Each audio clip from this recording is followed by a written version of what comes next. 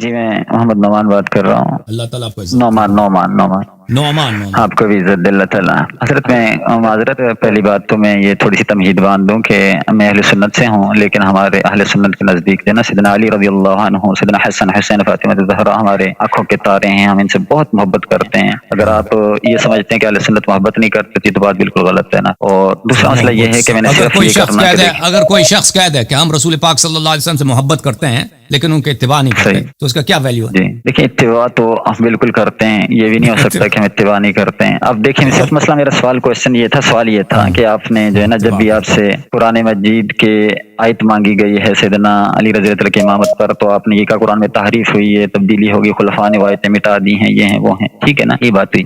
اور آپ کا یہ بھی کہنا ہے کہ جی سیدنا علی کی امامت قرآن میں ثابت نہیں ہے، باطل ہے یہ قول. تو میں نے کہا کہ جب آپ کی احادیث کتب احادیث میں اتنی حدیثیں صحیح سند کے ساتھ آپ تک پہنچی امامہ کے ذریعے سے، اس میں کئی آیتیں بھی لکھی ہوئی تھیں، وہ اتنی آیتیں تو پہنچ گئیں، لیکن یہ امامت والی آیت آج تک آپ تک نہیں پہنچی. یہ مجھے اس پر بڑا تعجب ہوتا ہے. جب بھی آپ سے پوچھا کہ آپ نے کہا کہ جی وہ تعریف ہوئی تو ٹھیک. جی تعجب آپ کو ہوتی ہے نا جو آپ قرآن کی تاریخ نہیں جانتے، اسلام کی تاریخ کو نہیں جانتے، بلکہ وحی کی تاریخ کو نہیں جانتے. اللہ کی جانب سے جتنی کتابیں آئیں، جتنے انبیاء ہیں، ٹھیک ہے نا، ان کی امتوں نے ان کی شریعت کو چینج کیا، ان کی کتابوں کو چینج کیا. یہ حق ہے کہ نہیں ہے؟ میں غلط کر رہا ہوں؟ اور نصارا نے دین عیسیٰ علیہ السلام کو چینج کیا یا نہیں کیا؟ بالکل کیا. اور ان کی کتاب کو چینج کیا یا نہیں کیا؟ بالکل کیا. یہودیوں نے حضرت موسیٰ علیہ السلام اور جو بنی اسرائیل کے انبیاء تھے ان کے ساتھ غداری کیا یا نہیں کیا؟ اس وقت جو حضرت ایک منٹ تھوڑی سی بات بھائی آپ کہتے ہیں مجھے تعجب ہے، جیسے ایسے ہم نے کوئی ایسے انوکھی بات کی ہے، ہم نے کوئی ایسے عجیب و غریب بات کی ہے کہ جب بھی آپ سے اتنی آیتیں آپ کی احادیث کتب آپ کی کتب احادیث میں اتنی حدیثیں آئی ہیں صحیح سند کے ساتھ. آپ میرے بھائی صاحب آپ یہ سوال آپ کے علماء سوال یہ کرتے ہیں نا، کہتے ہیں آپ 12 اماموں کے نام قرآن میں بتائیں نا. وہ جب سوال کرتے ہیں تو ہم کہتے ہیں آپ نہیں بات سنیں، نہیں مجھے بات کرنے دیں، مجھے بات کرنے دیں. دیکھیں میرا قول بھی نقل کرتے ہیں نا تو انصاف کے ساتھ نقل کرو. آپ کے علماء کہتے ہیں کہ آج مجھے 12 اماموں کے نام قرآن میں بتاؤ، تو میں ان کو یہی کہتا ہوں کہ تم ان کو چھوڑیں. او بھائی بات سنو نا پلیز پلیز پلیز میری بات سنو.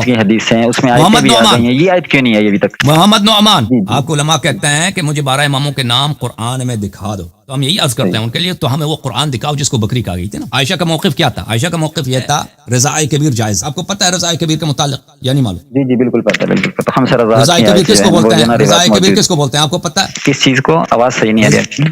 رضاعت الکبیر کس کو بولتے ہیں بھائی؟ رضاعت الکبیر بڑے بچے کی دودھ پینا جو ہوتا ہے. بڑے بچے کو نہیں بولتے ہیں، مرد کو بولتے ہیں. کبیر یعنی مرد، بڑا بچہ نہیں ہے. یہ کتاب ہے سنن ابی داؤد. آپ مسئلہ دوسری طرف لے گئے نا. نہیں دوسری تو میں واپس آ رہا ہوں، قرآن کی طرف آ رہا ہوں ایک دفعہ. آپ سنیں سنن ابی داؤد جمیل العطار کی تحقیق ہے، سنہ 2005 میں چھپی ہے، یہ صفحہ نمبر 282 ہے. یہ ملاحظہ فرمائیے کہ عائشہ کیا کرتی تھی. کانت عائشہ تو خود دیکھیں، یہ آپ کی کتاب ہے، ہماری کتاب نہیں ہے. پھر آپ دیکھیں کہ عائشہ جو ہے نا کہتے ہیں کہ عائشہ کے متعلق بڑا عقیدہ نہیں رکھتے، تو یہ یاد رکھو. کانت عائشہ تأمر بنات اخواتها وبنات اخوانها. اب جتنے مولوی دیکھ رہے ہیں وہ میرا ترجمہ دیکھ لیں کہ میں غلط کر رہا ہوں صحیح کر رہا ہوں. عائشہ حکم دیتی تھی اپنے بتیجیوں کو اور اپنے بانجیوں کو، یعنی ان کے اس عائشہ کے بائی کے جتنے بیٹیاں تھیں اور عائشہ کی بہنوں کی جتنی بیٹیاں تھیں، ٹھیک ہے نا، ان کو کیا حکم دیتی تھی؟ ان يرضعن من احبت عائشہ ان يراها يدخل عليها وان كان كبيرا 5 رضعات ثم يدخل عليه. کہ جو بھی شخص چاہے وہ کبیر آدمی ہو، مثلا کوئی آدمی 30 سال کا، 40 سال، 50 سال کا آدمی ہے، عائشہ حکم دیتی تھی اپنے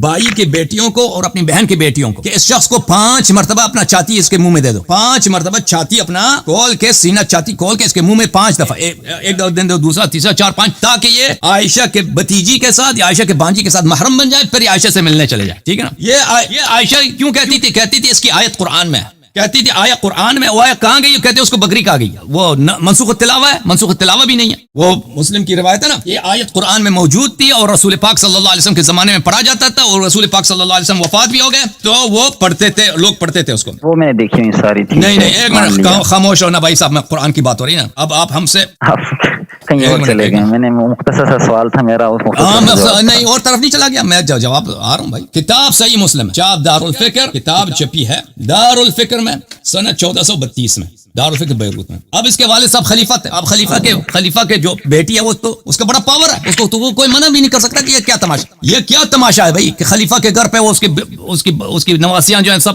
ابو بکر کے بیٹے کی جتنی بیٹیاں جوان بیٹیاں وہ مردوں کو جو چھاتی دے رہے ہیں، اپنا پستان دے رہی ہیں. اور اس کی جو بیٹی، اور بھائی بات سنو، یہ بڑی بغیرتی کی بات ہے. موجودہ دور کے اندر جو موجودہ دور کی بات کر رہا بھائی، عائشہ کی بات ہو رہی ہے، قرآن کی بات ہو رہی ہے. آپ غصے میں نہیں، تو یہ تو بڑا بھائی صاحب بات سنو، میری بات نہ کاٹو پلیز. تو یہ تو بڑی कि आपके इमामों के पास तो कुरान मौजूद था ना, बिल्कुल सही मौजूद था। भाई कुरान की बात हो रही है दुनिया में, चलो ठीक है, इसका कुरान की बात हो रही है, आपकी कॉल की बात कर रहे हैं ना, कुरानी की बात हो रही है। तो आयशा, ये तो बहुत हसास मसला है کہ بھائی اس گھر میں وہ لائن لگی ہے مردوں کی. بھائی ایک آدمی آیا اتنے مونچے ہیں بڑی بڑی, وہ عائشہ کی بتیجی کو پکڑ کے اس کی چھاتی جو ہے وہ کیا کر رہا ہے, اس کو منہ میں لگا کے چوس رہا کہ بھائی میں عائشہ سے ملنا چاہتا ہوں, عائشہ سے حدیث لینا ہے میں نے.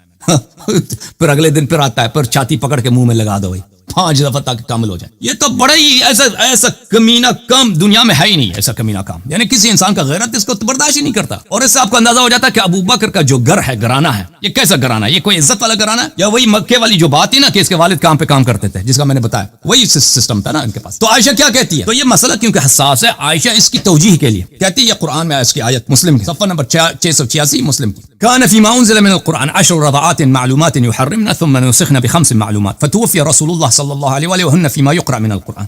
تو یہ عائشہ نے کہا کہ سب آیات قرآن میں موجود تھی کہ 5 دفعہ دودھ 10 دفعہ, پہلے قرآن میں یہ تھا کہ 10 دفعہ تم چاتی دے دو, پھر وہ نسخ ہو گیا کہ 5 دفعہ چاتی دے دو, اور یہ قرآن میں موجود تھا. پھر کیا ہوا, پھر رسول پاک صلی اللہ علیہ وسلم کی وفات ہو گئی ہے, تو لوگ اس آیت کی تلاوت کرتے تھے. کون تلاوت کرتے تھے؟ صحابہ کرام تلاوت کرتے تھے, ٹھیک ہے نا, مسلمان تلاوت کرتے ہیں, یعنی منسوخ التلاوت بھی نہیں ہے. اچھا آپ کی خدمت میں عرض کریں, پھر یہ آیت گئی کہاں ہے, یہ آیا اس آیت کا کیا ہوا پھر وہ کہتی ہے کہ یہ آیت جو ہے اس کو بکری کہا گئی ہے, بکری کہا گئی ہے. اور بکری والی روایت کہاں گئی بھائی, میں سنن ابن ماجہ لے کے آؤں. بھائی اگر کوئی شخص کہتا ہے کہ ہم نے عائشہ کی بے حرمتی کی, ہم نے کوئی بے حرمتی نہیں کی, اس نے خود اپنی بے حرمتی کی ہے, اسے فتوے دیتی تھی. بھائی اس کے والد کو بھی اتنا پتہ نہیں تھا, غیرت نہیں تھا, ابو بکر کو منع کرے اپنی بیٹی کو. یہ تو اس میں تو بڑی بے غیرتی والی بات ہے نا. اب اس میں میرا کیا قصور ہے, شیعوں کا قصور ہے اس میں. کتاب سنن ابن ماجہ, سنن ابن ماجہ چاپ دار الفکر, کتاب چھپی ہے سنہ 2008 میں, باب رضاء الکبیر, رضاء کبیر کا باب, صفحہ 453, کتاب النکاح. عائشہ سے روایت ہے, نزلت آیت الرجم و رضاعۃ الکبیر 10. یہ آیہ رجم, آیہ رضاء کبیر, یہ اللہ کی جانب سے نازل ہوا ہے. وکانت لقد کان فی صحیفۃ تحت سریر,